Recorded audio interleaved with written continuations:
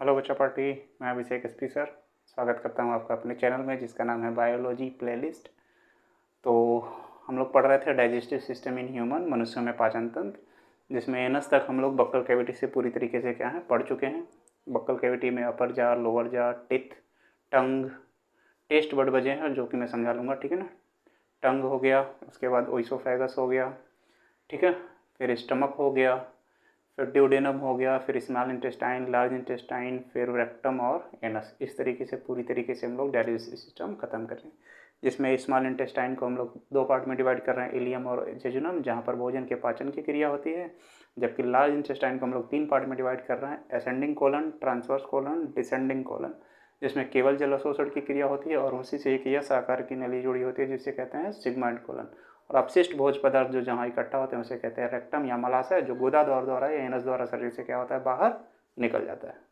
और आमाशय को या स्टमक को तीन पार्ट में डिवाइड कर रहे हैं, फंडिक, कार्डियक और पाइलोरिक, जिसमें हाइड्रोक्लोरिक एसिड रिलीज हो रहा है, पेप्सिन रिलीज हो रहा है। पेप्सिन प्रोटीन के डाइजेशन में हेल्प कर रहा है, जबकि हाइड्रोक्लोरिक एसिड प्रोटीन के पाचन के लिए एक मीडियम तैयार कर रहा है और उस हाइड्रोक्लोरिक एसिड से आमाशय की दीवारों से बचाने का काम कर रहा है म्यूकस।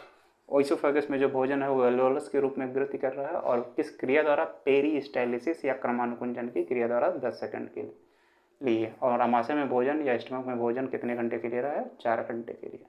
बक्कल कैविटी में है, टिथ हैं, permanent teeth, milk teeth. Permanent teeth होते हैं 32, मिल्क टिथ होते हैं 20। परमानेंट टिथ का फार्मूला है 2123/2123 और मिल्क टिथ का फार्मूला है 2102/2102।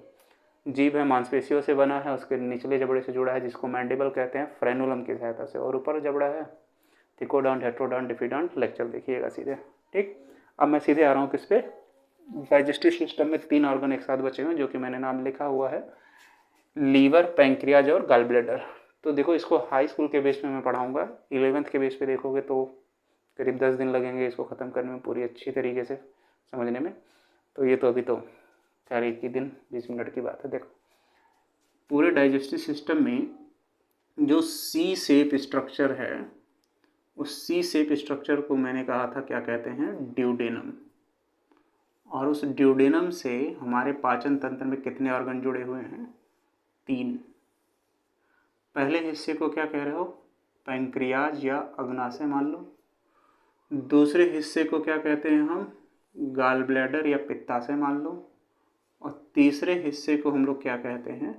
लीवर या यकृत मान लो, ठीक है ना, जो यहीं पे ऐसे जुड़ा होगा कुछ इस तरीके से। और लीवर 2 पार्ट में डिवाइड होता है, जिसके एक हिस्से को अपर लोब, ऊपरी भाग, तथा निचले हिस्से को लोअर लोब कहते हैं।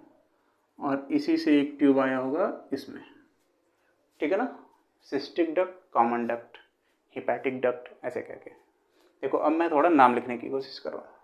इसको कहते हैं पैंक्रियाज, या इसी को हिंदी में कहते हैं अग्नाशय, ठीक। इसको तो ड्यूडेनम ही कहते हैं, हिंदी और इंग्लिश दोनों में। ड्यूडेनम जो किस स्ट्रक्चर में है? सी शेप।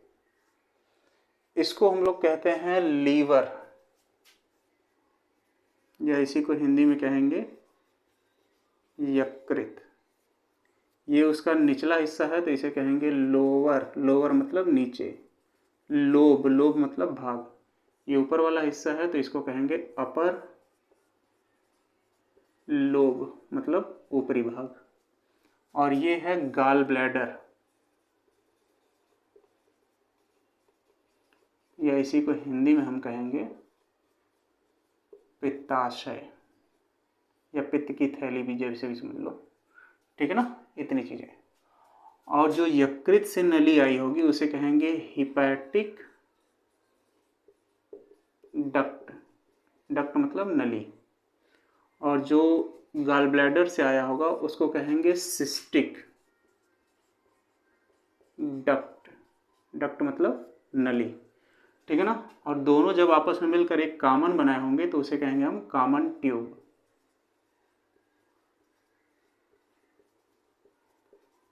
कॉमन ट्यूब मतलब दोनों आपस में मिलकर एक ट्यूब बना लिए कॉमन। तो ये हो जाएगा 3 ऑर्गन।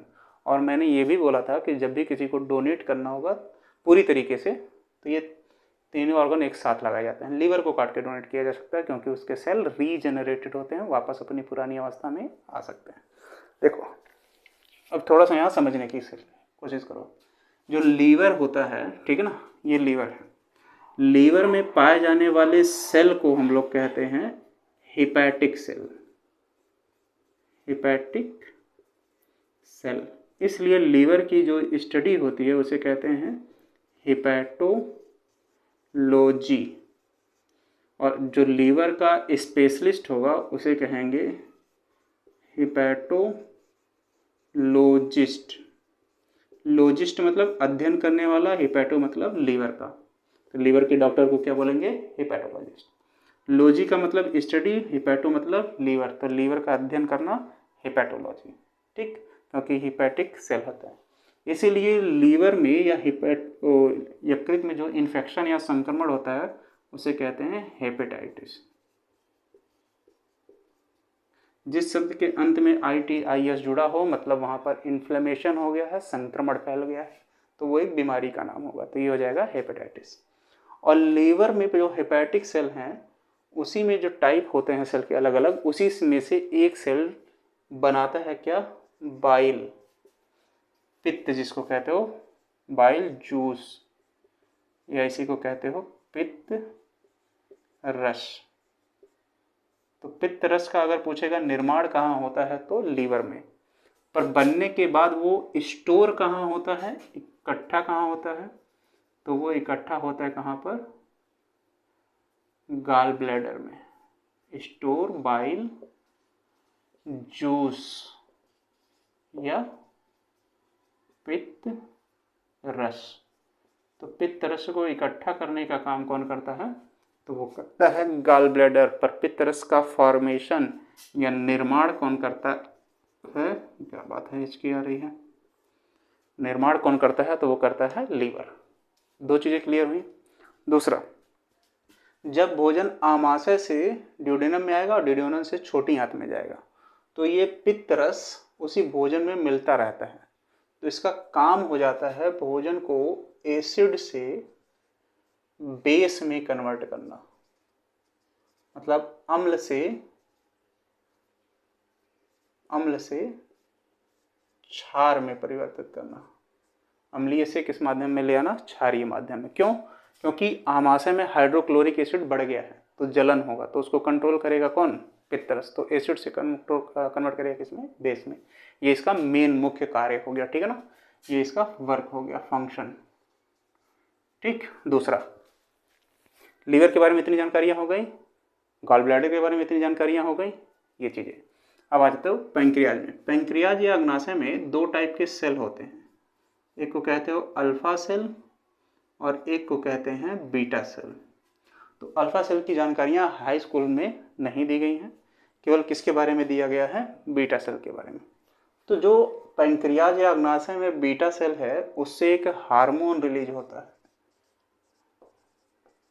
उस हार्मोन को हम कहते हैं इंसुलिन। क्या कहते हैं? Insulin hormone. और यह हार्मोन बनने के बाद मतलब सिक्रीट होता है, स्रावित होता है कहाँ पर? ब्लड में। और हमारे ब्लड में क्या पाया जाता है? ग्लूकोज। तो यह हार्मोन ब्लड में पहुंचकर ग्लूकोज की मात्रा को क्या करता है? कम करता है, जिसके कारण मनुष्यों को क्या नहीं होता है? तो डायबिटीज, मधुमेह जिसको कहते हैं, क्या नहीं होता है? डायबिटीज, मेलाइटिस, या इसी को सामान्य भाषा में हम क्या कहते हैं? शुगर। तो मनुष्यों को क्या नहीं होगा? शुगर। तो अग्नाशय में दो टाइप के सेल पाए जाते हैं, अल्फा सेल और बीटा सेल। बीटा सेल से एक हार्मोन रिलीज होता है जिसे इंसुलिन कहते हैं। यह इंसुलिन स्रावित होने के बाद कहाँ आएगा? ब्लड में, जिसके कारण ब्लड में जो ग्लूकोज है उसकी मात्रा क्या होगी? कम होगी, जिसके कारण व्यक्ति को डायबिटीज़, मेलाइटिस या मधुमेह या शुगर, इसको हिंदी में मधुमेह भी कहते हैं, ठीक है ना, नामक रोग नहीं होगा। मतलब किसी व्यक्ति को अगर शुगर है तो उसके पैंक्रियाज के बीटा सेल पूरी तरीके से क्या है, नष्ट हो गए। अब ये जो डायबिटीज या मधुमेह या शुगर है ये 2 प्रकार का होता है, ठीक है ना।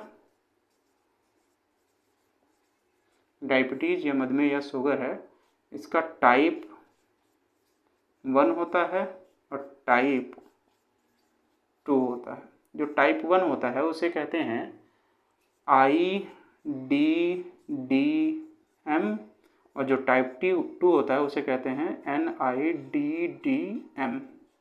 अब ये IDDM और NIDDM क्या है इसको मैं समझाने की कोशिश कर रहा हूँ। देखो फुल फॉर्म मैं पहले लिख रहा हूँ। टाइप 1 का दिख रहा है, हाँ ठीक। इसको कहते हो इंसुलिन डिपेंडेंट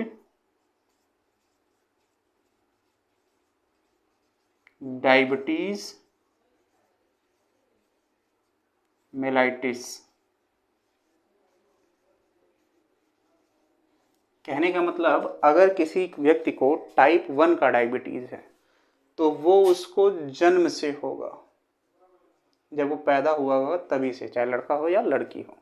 कहने का मतलब जब वो गर्भावस्था में ही था तो उसका जो प्रतिरक्षा तंत्र है उसको ये लगता है कि उस व्यक्ति का जो बीटा सेल है वो उसके लिए हार्मफुल है, तो वो अपने ही बीटा सेल को नष्ट करता है। मतलब हमारा प्रतिरक्षा तंत्र गर्भावस्था के समय हमारे ही पैंक्रियाज में उपस्थित या अंगनाशय में उपस्थित बीटा सेल को क्या करता है, पूरी तरीके से नष्ट करता है। तो जन्म से ही हमारे अग्नाशय में बीटा सेल नहीं होता है तो हार्मोन रिलीज भी नहीं होगा, मतलब इंसुलिन बनेगा ही नहीं। इसलिए जब हम पैदा होंगे तब से ही हमें क्या रहेगा, मधुमेह या डायबिटीज़। तो जब किसी व्यक्ति का प्रतिरक्षा तंत्र उसके ही बीटा सेल को जन्म के समय ही क्या करता है या गर्भावस्था के समय ही नष्ट कर देता है, तो उसको जो डायबिटीज़ होता है उसे टाइप 1 कहते हैं, जिसे इंसुलिन डिपेंडेंट डायबिटीज़ मेलाइटिस कहा जाता है। मतलब इंसुलिन पर पूरी तरीके से वो डिपेंडेंट है, उसको हर रोज़ इंसुलिन का क्या लेना पड़ेगा, इंजेक्शन, जैसे भी हो, ठीक है ना। दूसरा टाइप जो है उसे कहते हैं NIDDM। इसका पूरा नाम है, इसी इंसुलिन के आगे हम जोड़ देंगे क्या, नॉन, ठीक। इसका जो दूसरा टाइप है उसमें हम क्या लिखेंगे, non insulin dependent diabetes mellitus. मतलब इस व्यक्ति में नॉन का मतलब होता है नहीं, उस व्यक्ति को जो डायबिटीज है वो जन्म से नहीं है, वो उसके दैनिक दिनचर्या पर निर्भर कर रहा है कि वो दिन में क्या खा रहा है, कैसे रह रहा है, ऐसा काम कर रहा है कि नहीं, उसको पसीना हो रहा है कि नहीं, कि वो केवल एसी में रह रहा है, कोई काम नहीं कर रहा फिजिकली। कहने का मतलब वो सुस्त पड़ा हुआ है, तो उसका वेट बढ़ जाएगा, उसका खान पान नियंत्रण नहीं हो रहा है, उसको क्या खाना चाहिए क्या नहीं खाना चाहिए, वो उसके बॉडी के लिए हार्मफुल हो रहा है, ये सब चीज़ें। तो जब उसके दैनिक दिनचर्या खराब होने के कारण उसको इंसुलिन होगा तो उसे कहेंगे non insulin dependent diabetes mellitus. मतलब उसको इंसुलिन पर पूरी तरह से डिपेंडेंट नहीं रहना, वो अपने भोजन पे या अपनी दैनिक दिनचर्या पर कंट्रोल करे या उसको सही करे तो उसे इंसुलिन लेने की ज़रूरत नहीं है। और ये रोग जो होगा सामान्यतः किसी व्यक्ति को 40 वर्ष के बाद होता है, ठीक। तो इतनी चीज़ें हैं हाई स्कूल में इन तीनों के लिए। तो एक बार मैं फिर से पूरा समझाने की कोशिश करूँ। मनुष्य के पाचन तंत्र में 3 अंग ऐसे होते हैं, यकृत, अग्नाशय और पित्ताशय, जो ड्यूडेनम से या कैपिटल C आकार की नली से आपस में जुड़े होते हैं। जिसमें जो लीवर होता है उसमें पाए जाने वाले सेल को हिपैटिक सेल कहते हैं, इसलिए लीवर की स्टडी हेपेटोलॉजी कहलाती है और लीवर से संबंधित डॉक्टर को हेपेटोलॉजिस्ट कहलाते हैं। और लीवर में होने वाले इन्फेक्शन को हेपेटाइटिस कहते हैं, हेपेटाइटिस कहते हैं। और जिस शब्द के अंत में ITIS है मतलब वहाँ पर इन्फेक्शन या संक्रमण हो चुका है और वो बीमारी का नाम होगा। और हेपेटिक सेल से बाइल जूस या पित्तरस रिलीज होता है, मतलब बनता है, और जो इकट्ठा होता है कहाँ पर, गाल ब्लैडर में, ठीक। और यह पित्तरस भोजन के पाचन की क्रिया के समय जब भोजन आमाशय से छोटी आंत में प्रवेश करेगा तो ड्यूडेनम में ही क्या होता है, भोजन में मिलता रहता है और भोजन को एसिड से बेस में या अम्ल से क्षार में परिवर्तित करता है। ये उसका मुख्य कार्य हो गया। और पित्तरस लीवर से जिस नली द्वारा गाल ब्लैडर में पहुंचता है उस नली को क्या कहते हैं, वो हेपेटिक डक्ट। और गाल ब्लैडर से जिस नली से निकलता है उसे कहते हैं सिस्टिक डक्ट। और हेपेटिक डक्ट और सिस्टिक डक्ट दोनों आपस में मिलकर क्या बनाते हैं, कॉमन डक्ट, और कॉमन डक्ट की सहायता से यह भोजन में क्या होता है, मिलता रहता है क्या, पित्तरस ड्यूडेनम के अंदर। दूसरा जो अग्नाशय है, इसमें दो टाइप के सेल पाए जाते हैं जिसे अल्फा सेल और बीटा सेल कहते हैं, जिसमें बीटा सेल द्वारा इंसुलिन नामक हार्मोन स्रावित होता है। यह हार्मोन स्रावित होकर आता है ब्लड में और ब्लड में ग्लूकोज की मात्रा को कम करता है, जिसके कारण किसी व्यक्ति को डायबिटीज, मेलाइटिस या मधुमेह या शुगर नामक रोग नहीं होता है। लेकिन यदि किसी व्यक्ति का अग्नाशय खराब है, उसमें जो बीटा सेल नष्ट है, तो उसके शरीर में इंसुलिन नहीं बनेगा, तो उसके ब्लड में ग्लूकोज की मात्रा लगातार बढ़ती जाएगी, जिसके कारण उसे जो रोग होगा उसे मधुमेह, शुगर या डायबिटीज, मेलाइटिस बोला जाएगा। ठीक। दूसरा, ये जो मधुमेह है या शुगर या डायबिटीज मेलाइटिस है कि यह किसी व्यक्ति को दो प्रकार से होता है, जिसे टाइप 1 या टाइप 2 कहते हैं। टाइप 1 को कहते हैं IDDM, insulin dependent diabetes mellitus, मतलब इस रोग में किसी व्यक्ति को जन्म से ही डायबिटीज होगा। क्यों? क्योंकि गर्भावस्था के समय उसका प्रतिरक्षा तंत्र उसकी ही बीटा सेल को क्या करता है, पूरी तरीके से नष्ट कर देता है, जिसके कारण उसे जन्म से ही क्या रहेगा, मधुमेह या डायबिटीज या शुगर। तो इसको हर रोज इंसुलिन का क्या लेना पड़ेगा, इंजेक्शन। जबकि दूसरे टाइप को हम कहते हैं टाइप 2 या NIDDM, जिसका पूरा नाम है non insulin dependent diabetes mellitus.